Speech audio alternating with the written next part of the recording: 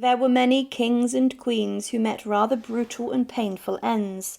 Some were executed by their own people, for example Marie Antoinette and King Louis XVI of France, who both lost their heads on the guillotine, the very execution device that the king himself introduced to the nation. But there were some kings and queens who lost their lives to painful diseases, and their final days were very painful. King John of England, for example, lost his life to dysentery and probably had a very tough last few days close to a toilet inside of a medieval castle. Across Europe there was little understanding about what caused disease and illness, and the monarchy of different countries weren't exempt from getting some of the worst pestilences of the centuries. Some moved away when they realised that deadly plagues were sweeping across the nation, but they still got sick. In this video, we will look at the most painful deaths of some of Europe's most prominent monarchs. And to support, please subscribe to Off With Our Heads. And thank you so much for watching.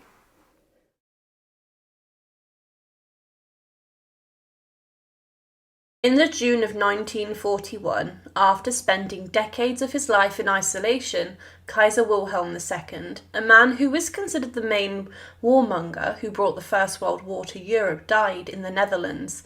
He was a man who had animosity for many countries across Europe, and he also would live to see the Second World War break out across the continent. However, the Nazis, who were now in control of Germany, would consider what to do with the body of the former emperor. But Kaiser Wilhelm II was the last emperor of Germany, and he was a man who built Germany up to become a great power, which resulted in the First World War. But he was a man who was the eldest grandchild of Queen Victoria, the British Queen. He would call the shots following the death of Victoria and dictated that a death mask was to be cast of his grandmother's face against her will. But as mentioned, following the First World War, he would flee Germany and lived out the rest of his life in exile. But what is the story of his death? Kaiser Wilhelm was born on the 27th of January 1859, and he was the eldest child of Crown Prince Frederick of Prussia and Vicky, the daughter of Queen Victoria. His birth was difficult, and he left with a withered arm, which he tried to hide and cover up. But in 1881, following a period of military service, Wilhelm married Augusta Victoria, the Princess of Schleswig-Holstein, and together the couple had 7 children. But in 1888, Wilhelm's father succeeded to the throne as Frederick III, and he died shortly after, meaning that Wilhelm now became the Kaiser of Germany, or the Emperor, at the age of 29. He had admired Otto von Bismarck, and within 2 years he forced his resignation, and he believed that the most important thing for Germany was to build up the armed forces. He looked towards countries such as Britain, and was intensely jealous of their navy and empire, and Wilhelm then expanded the navy, and also pursued a policy of aggression with Germans wanting to colonise different countries. He supported the enemies of the British, but following the assassination of the Archduke Franz Ferdinand in 1914, Wilhelm encouraged the Austrians to take action against Serbia, and he gave them financial backing in the event of war. But Wilhelm was naive, as he did not realise what events would spawn from this, and it eventually resulted in the outbreak of the First World War, which would claim the lives of millions across Europe. In Britain, the people who fought had no idea why they were fighting at times, and Wilhelm's actions brought misery and issues all over Europe.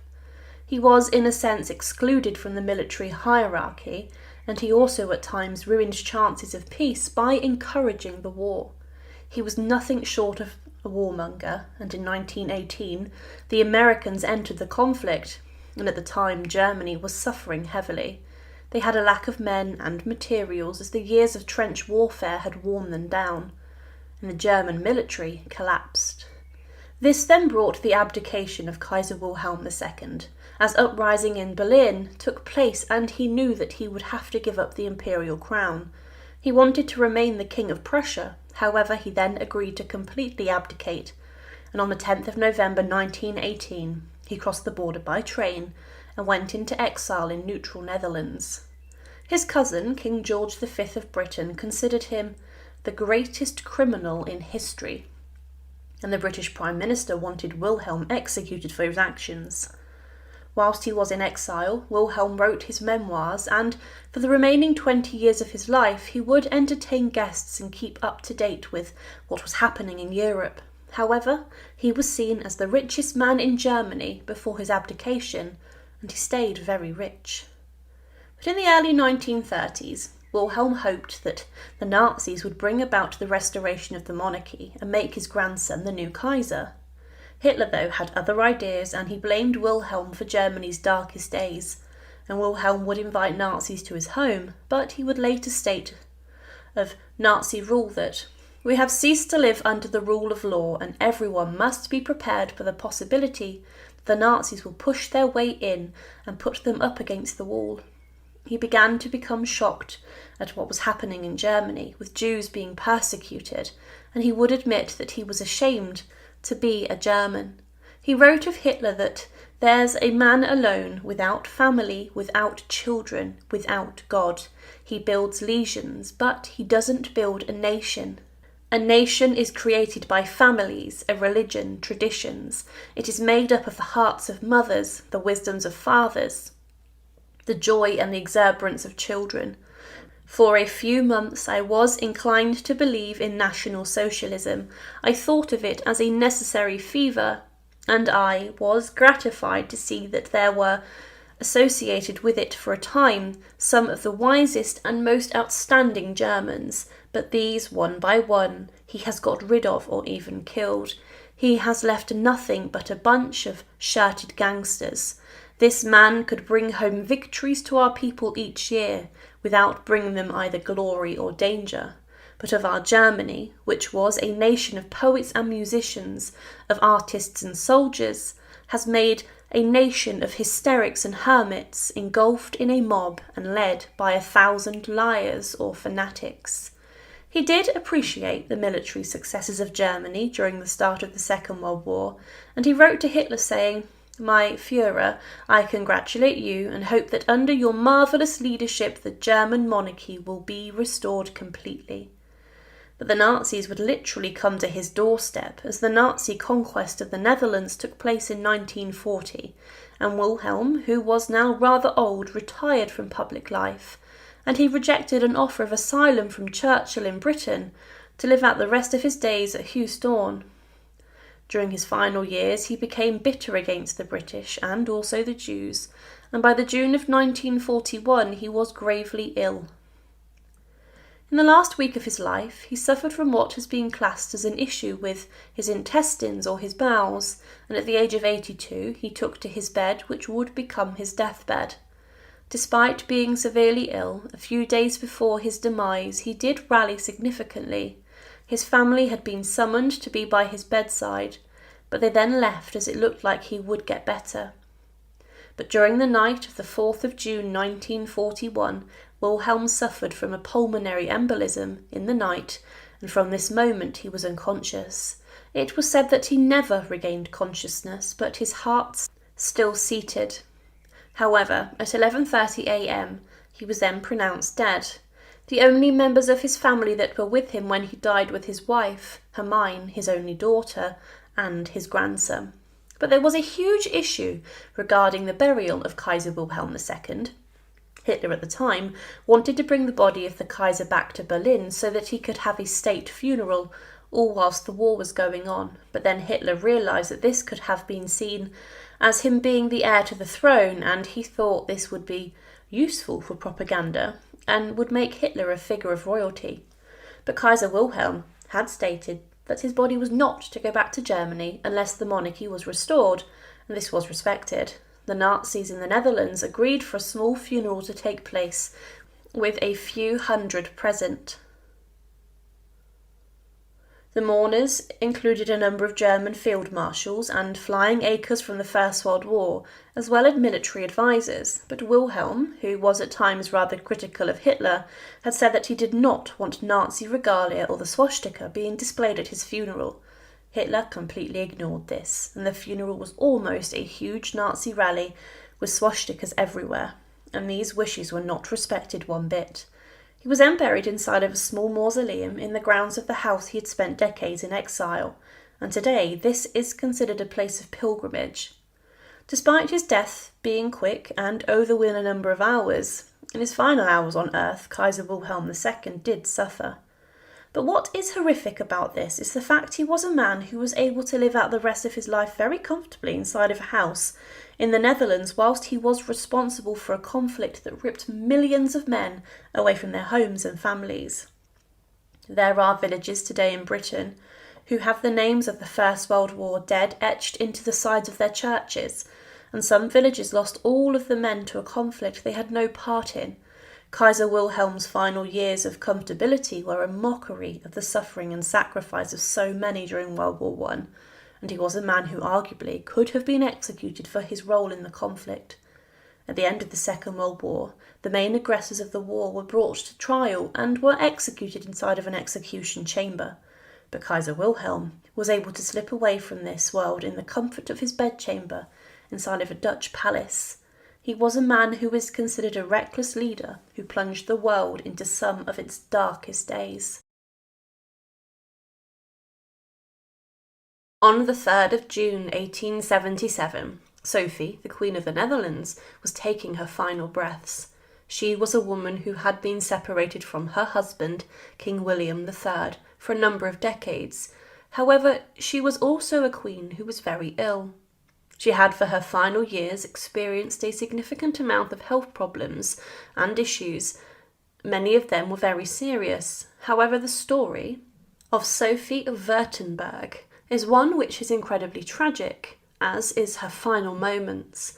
But what is the story of the horrific death of Sophie, the Queen of the Netherlands? Sophie was born in Stuttgart, and her parents were King William I of Württemberg and Grand Duchess Catherine Pavlovna of Russia. She was descended from kings and emperors, and shortly after she was born, her mother died. Sophie was then looked after by her aunt, and she was the niece of Tsar Alexander I and Nicholas I of Russia. But throughout her life she had a strong bond with her father, but she did not get along with her stepmother. She was given a good education, and it was believed that one day her father would arrange a marriage for her that would unite his lands with a powerful European dynasty. She was tutored by the best teachers in a variety of subjects, including history and geography, and she was also taken to different countries and lands on educational trips. It was clear she was a woman who would go far in European society in the 19th century. She was also related to the Bonaparte family through her mother's side, and she was also acquainted with Napoleon III and Mathilde Bonaparte, and she would write them a lot throughout her life. But her father, despite wanting the best for Sophie, would marry her off to her maternal first cousin, the future Prince of Orange and future King William III. Her father was a liberal progressive in many ways, but he was also a man who favoured dynastic marriages, and he wanted his daughters to marry princes and monarchs. There were a number of suitors before her marriage, including King Otto of Greece and Duke William of Brunswick. The engagement with Otto of Greece came to nothing, as Sophie's father did not trust the newly established Greek monarchy, but Sophie herself had always preferred to marry William of Brunswick, and she said that she was almost given as a sacrificial lamb to the future King William III of the Netherlands in marriage. Following her marriage, Sophie and William settled into Hague, and Sophie had a good relationship with the king, her father-in-law, William II. However, King William's mother did not like her, and they were never on good terms at all, and she treated Sophie with disdain and did not hide her unhappiness from the couple. But the marriage was, as mentioned, not happy at all, and the relationship did not improve despite the birth of children. The debate about the upbringing of the children would place more strain on Sophie and William's marriage, and Sophie did not want to live with her husband, and she said she would prefer to spend time on her own, engaging in her own interests. The pair did consider divorcing early on, however it was then postponed, as it was believed that this would have never been suitable for a king and queen. However, In the March of 1849, King William II died suddenly, and with this William III and Sophie became King and Queen of the Netherlands, and they lived inside of the royal palaces. But their changing roles did not improve their relationship, and they were constantly arguing. Their son Maurice died in 1850, and both parents hired a different physician, and they disagreed as to how he should be treated. But Sophie was pregnant with a third son around 1850, and her husband then sent their eldest son to boarding school against her wishes. Sophie was much more intelligent than her husband, but their interests just did not fit. The king also had many different relations with mistresses, and Sophie would criticise her husband in public, saying he was an unfit king, and she said she would have been better as a regent for their son. The talks of divorce did continue, and Sophie and William wanted a divorce, but they were not allowed to do so. The mediation of Prince Frederick of the Netherlands brought a mutual separation without divorce, and it was said the couple would remain married in public, but would live separate lives. Sophie was given full custody of their youngest child, and she was to perform duties as a queen, but in private she could do what she wanted. The couple lived separately, and Sophie also spent time with her own family, and she would write to many people around Europe, and she would go and visit intellectuals. She also visited her father, who was her confidant, and she also travelled to France to visit Napoleon II. She also wrote with Queen Victoria, and the pair seemed to be on very good terms, and she was a woman who advocated animal conservation and the construction of public parks. However, she was an unusual queen. She preferred science over religion, and she became known as the Red Queen. However, Sophie, despite all of this, was a woman who was lost. She referred to her wedding day as the day she died. But then, towards the end of her life, she experienced a significant amount of ill health. In early 1876, Sophie's health went downhill very quickly. On the 7th of January she arrived in Paris, and she was already not very well, as she had to be carried to her apartments. She did continue to travel to Cannes, where she wanted to recover, but her doctors were claiming that she suffered from malaria, tiredness, tightenings in the chest, and coughing attacks. These reports were even published in newspapers, and William, her husband, the king, believed that they were reporting on her health, and that it was rubbish and nonsense, and that she was just attention-seeking. When she felt a little better, she wrote, "The king cannot forgive me that I didn't die, as he had expected. He never comes to me, never asks how I am. When I was so very ill last time, he sang and had someone loudly play the piano under my bedroom. Even in the final days of her life, she was still arguing with her husband, and she would not recover from her next illness." During the spring of 1877, it was clear that Sophie was very ill. A newspaper said, "From The Hague we received this morning at 11 the sad message that Her Majesty the Queen is dying." Her husband did go to visit her, but on the 3rd of June 1877, Sophie died just before noon. On her deathbed she wore her wedding dress, as she said that her wedding day was the day she had died. But an autopsy was carried out on her body, and it showed that her lungs, liver, bowels, and gallbladder had become infected, and many believed it was actually a miracle that she lived as long as she did. On the 20th of June, Sophie was buried in a crypt, and her husband stayed in the church where her sons went to see her remains be interred. He could not even stand her in death, and following her death, the palace where she died was left empty. But Sophie, the Queen of the Netherlands, lived a very tragic life, and it's clear that her last few decades were marked by misery caused by her marriage.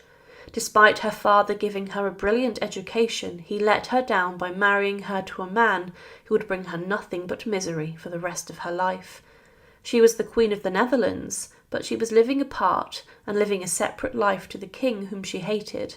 She was not allowed a divorce and to find someone else who would give her greater happiness due to her roles as the queen, but she lived a very tragic life. Towards the end of her life, she was a very ill lady, but she was considered a talented scholar and educated woman who went very far in society. But today, Sophie of the Netherlands is considered a victim of her marriage. Princess Maria Louisa of Bourbon-Parma was the oldest daughter of Robert I, the final reigning Duke of Parma.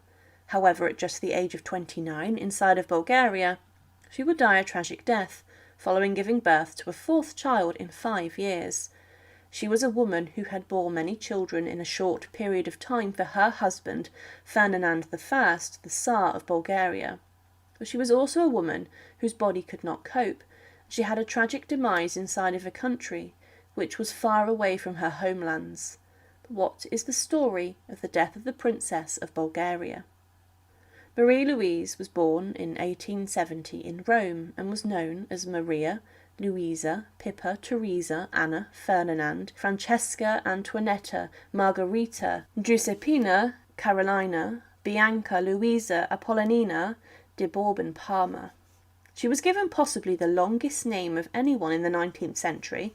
She was the oldest daughter of Robert I, the Duke of Parma, and his first wife, Princess Maria Pia of Bourbon-Tuciles, but it was expected that she would have one day to go on to marry an influential and powerful prince or king across Europe who would guarantee alliances for her royal family.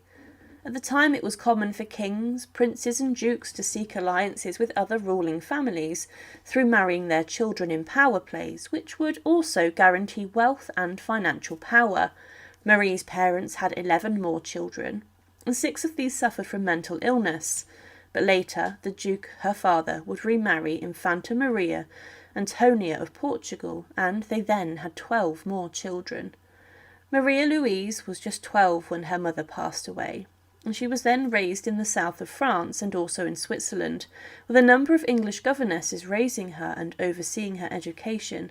It was clear that one day Maria would be arranged in a marriage to someone powerful, and because of this she learned a number of languages. In her spare time she also liked painting and was a talented musician playing piano and guitar, and she was very well read and intelligent. But in 1892 her father then arranged Maria's marriage, and he negotiated her nuptials with the then reigning Prince of Bulgaria, Ferdinand of Saxe-Coburg, and Gotha. The marriage negotiations were overseen by Maria's grandmother, and these were successful, and the engagement was then celebrated at the castle of Schwartz, where the family lived in Austria for some time. But there had been a number of obstacles for the match with the Prince of Bulgaria. One of these was the fact Maria's family was staunchly Catholic, and they insisted that any children would be raised in the Catholic Church. Ferdinand was also Catholic, and he had been allowed to stay with this when he became the Prince of Bulgaria. But the Bulgarian constitution stated that any future prince must have been a member of the Orthodox Church. This meant that Ferdinand's heir could not be raised Catholic, but then the constitution was amended for this. But her future mother-in-law was not completely impressed with the Princess Marie, and she wrote to Queen Victoria of Britain that Marie was unhappily not very pretty, and it is the only thing which is lacking, since she is charming, good, very witty, intelligent and very likeable. Their wedding occurred on the 20th of April 1893, and this took place at Maria's father's house in Italy. At the time she was 23 and was 9 years younger than Ferdinand, and quickly the pair consummated their marriage, and almost 9 months to the day of their wedding, Maria gave birth to a son named Boris. But the marriage between the pair, despite producing heirs and children, is not considered the most happy match. It was believed that Maria Louise's husband did not love her, but he secured his lineage on the Bulgarian throne, and they did this by having children. Ferdinand was under a lot of pressure from his subjects, and he was looking to be recognised by the Russian Emperor as the Bulgarian sovereign. Ferdinand wanted his son converted to the Orthodox Church, but Maria Louise in 1895, when this was debated, was furious. She was pregnant at the time, and she argued greatly against her husband's decisions and ideas, and she spoke with her father, who was still very powerful across Europe. Marie-Louise and Ferdinand's second child was given Catholic rites after his birth, but she could not prevent the conversion of her firstborn son, and Marie, because of this, threatened to leave Bulgaria. She left Sofia for the French Riviera, but then she would return in May of 1896. In the following summer, she visited to London and she attended the Diamond Jubilee of Queen Victoria alongside her husband, and then she gave birth the following January to a daughter. But then in the July of 1898, she would visit Nicholas II of Russia with her husband and her 4-year-old son. However, things were not great for her. Marie was trapped almost in a loveless marriage and was having child after child. Each pregnancy and birth she experienced took a toll on her, and she would bear 4 children in 5 years. This was seen as a positive in society for her, as she was providing the Bulgarian nation with heirs and spares. But the toll it took on her body was too much. Marie became in her final months delusioned with her life and greatly regretted her marriage, and she was very unhappy. The fact she had 4 children in 5 years was greatly concerning for her. She was around the January of 1899 suffering from pneumonia, which of course was very serious at the time, and following giving birth to her 4th child, things looked very bleak. Inside her bedchamber after giving birth, 4 hours after giving birth in fact, at just the age of 29, Princess Marie-Louise died of pneumonia. Her body had given up, and the stresses of childbirth were just too much for her yet again. She was then buried inside of the Catholic Cathedral of St. Louis of France in Plovdiv in Bulgaria. The eldest son of Marie would go on to reign as the Tsar, as Boris III, for 25 years. She was a woman who was considered not the most attractive, but Maria-Louise was a princess who made a good consort for her husband, who would become the King of Bulgaria. She was a woman who united her father's dukedom and a country, and the alliance was considered a fruitful one for both sides. But the pressure of Marie's status and the fact she became pregnant time after time, producing 4 children within 5 years, was too much for her body. Also, she was trapped in a marriage which was loveless, and it was rather a sad existence for a young woman who deserved more. She was also a woman who probably wanted out of her marriage, but could do little in the way of this, being trapped inside of a country which for her was a very, very long way from home. At the age of 35, inside of Claremont House, Princess Victoria of Saxe-Coburg and Gotha and the Duchess of Nemours died inside of her bedchamber. She was attended on by many servants and doctors, and following giving birth to her 4th child, it was clear that Victoria was very ill and was gravely in trouble. After hearing of the death of her niece, Queen Victoria, the British monarch, along with her husband, Prince Albert, were devastated and were gutted, and they rushed to visit the family and be by their side. The Duchess of Nemours today is a forgotten member of the royal family, but she was a woman who had a very interesting life. But at a very young age, she succumbed to complications after giving birth. But what is the story of her death? Princess Victoria of Saxe-Coburg and Gotha was born to Ferdinand, the Prince of Saxe-Coburg, and his wife, Princess Maria Antonia. Her mother was a wealthy daughter and heiress to the Hungarian Chancellor. However, when Victoria's grandfather died, her mother inherited all of his estates in Slovakia and Hungary, and the family became incredibly wealthy.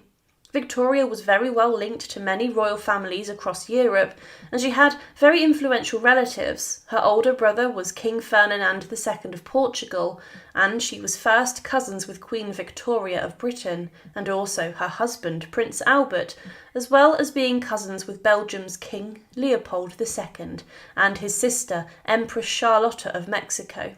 This made the question of Princess Victoria's marriage a very interesting one, as her father would have wanted her to marry a wealthy and important prince or king to secure further alliances and wealth for his duchy. Arrangements were made between Victoria's representatives and Louis d'Orléans, who was known as the Duke of Nemours. The couple got married on the 26th of April 1840 at the Château de St. Cloud.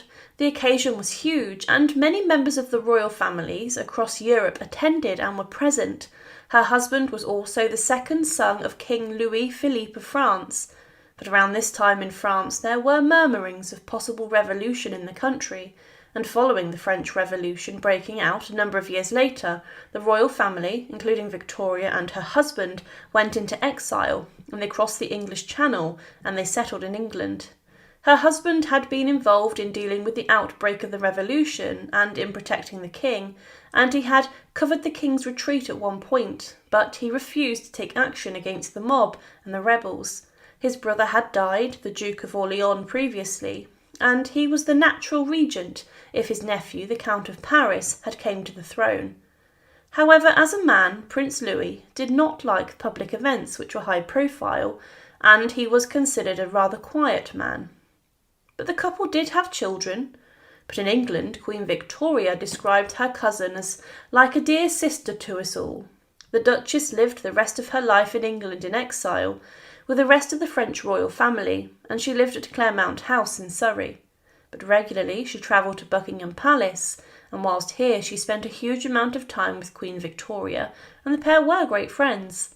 They even sat for paintings together, and these images would show the bond between the Duchess of Nemours and the Queen of Britain. She was also great friends with Prince Albert, and Victoria described her as so dear, so good, one of those pure, virtuous, unobstructive characters who make a home peaceful, cheerful, and happy. The portraits of the pair were even hung in the Queen's bedroom at Osborne House, the room that Queen Victoria would die inside of decades later. In England, her husband's chief aim was to reconcile the two branches of the House of Bourbon and to establish the French monarchy again following the Revolution. He was prepared to go quite far with this, and there were negotiations that took place regarding this. In total, Princess Victoria, the Duchess of Nemours, and her husband would have had 4 children. The first was a son named Gaston, who later became the Prince Imperial Consort of Brazil. Next came another son named Ferdinand Philippe, who became the Duke of Alençon, a title which had a huge importance and power across Europe throughout the centuries. Their third child was Marguerite, who became a princess in her own right, and their final child was another daughter named Blanche. All of her children had children and heirs of their own, which in a sense meant Victoria had done her duty, ensuring her family's line. However, the only one who didn't have a child was her youngest daughter Blanche, who never did marry.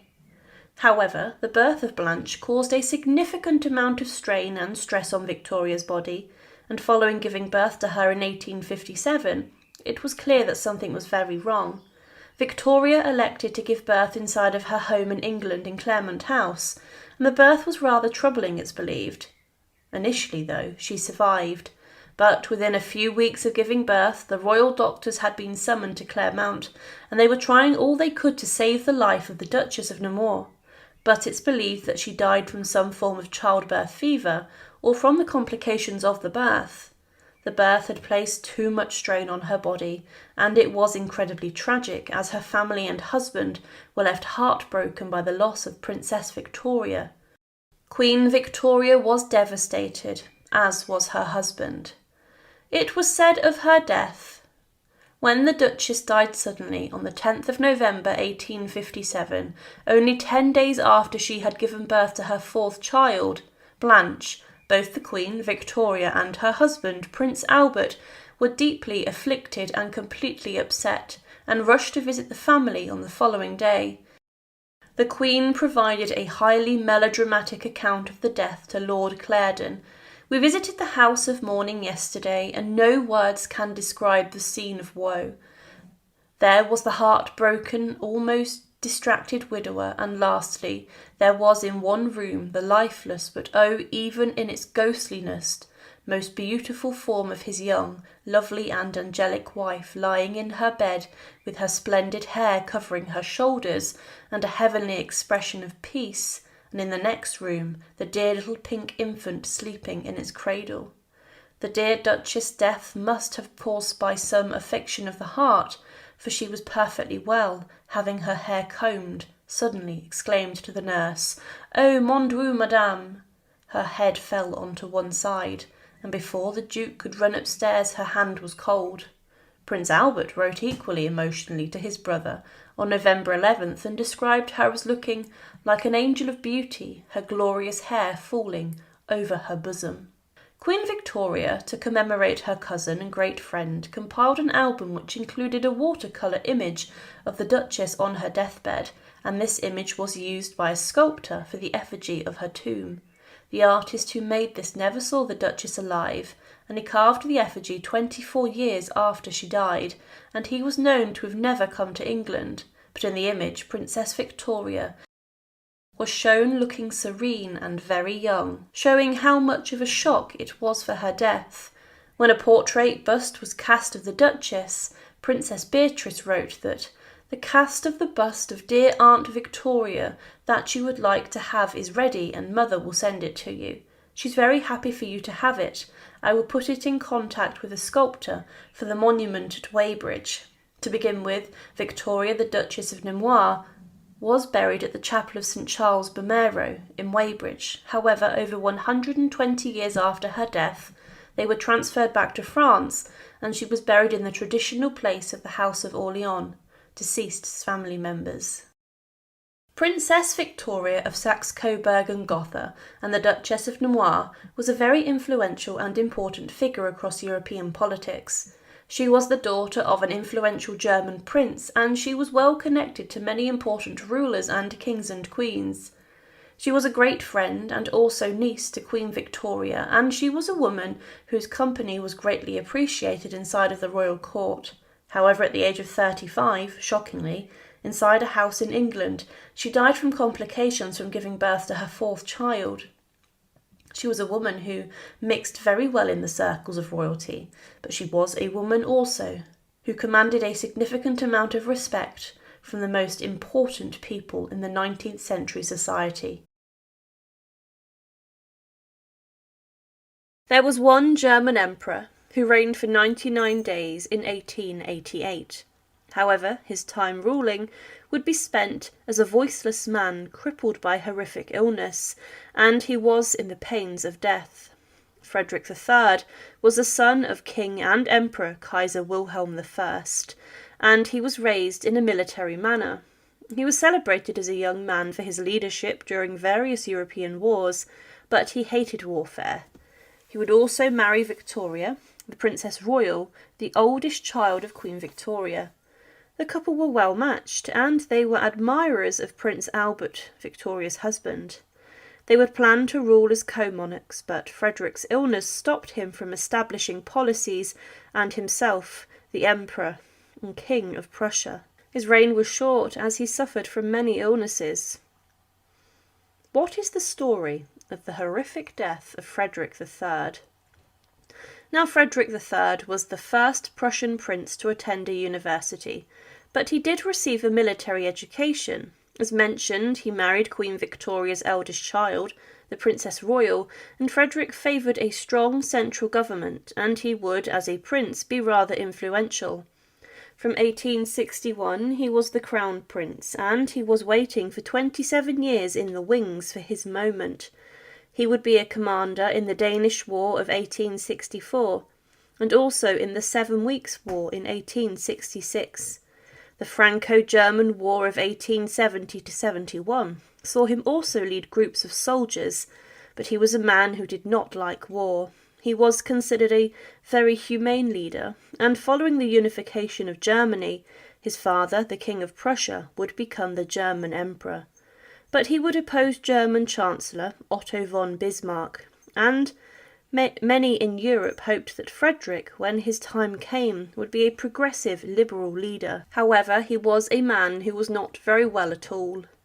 Frederick was a very heavy smoker, and when he attended a ball, a guest stated that he was so hoarse that he could hardly say a word, and this continued to the point where he was diagnosed with thickening of the mucous membrane over the vocal cords, and that this was caused by a chronic laryngeal cathra. The problem, however, went deeper. His doctor tried to cure this and scrape a wire over the tissue, and this procedure did not work, and his doctor then cauterized the left vocal cord of the crown prince with an electric wire. This inflamed his throat, and an attempt was then made to remove a vocal nodule, but this also did not work. There were no signs of improvement, and Frederick was ordered to a spa to rest up and take fresh air. Nothing was working. The crown prince was then diagnosed with a growth in his throat, which was said to have been laryngeal cancer. It was recommended that he see a British cancer specialist, who recommended a trioptomy to get better access to the larynx. It was then planned to remove his larynx. There was hope that this was a benign tumour and not cancer, but a room on the top floor of the Crown Prince's apartments was transformed into an operating theatre. A biopsy was performed, and it was then discovered that further surgery could be fatal. Frederick would then attend Queen Victoria's Golden Jubilee, and he would, following this, never see his father again. He had a successful operation that was said had nearly removed the entire growth in his throat, and he then recovered on the Isle of Wight, but during a follow-up appointment the growth had come back, and it was found that this cancer could kill him. The Crown Prince's throat was subjected to a lot of invasive work, including cauterizations, but he did not really seem to get much better. He remained on the Isle of Wight before he went back to the continent. Whenever the Crown Prince caught a cold, there was a worry by doctors that his throat and larynx would swell, and that this would kill him, and he was banned from speaking at length. In the October of 1887, he was given just a few months to live after a new growth was found.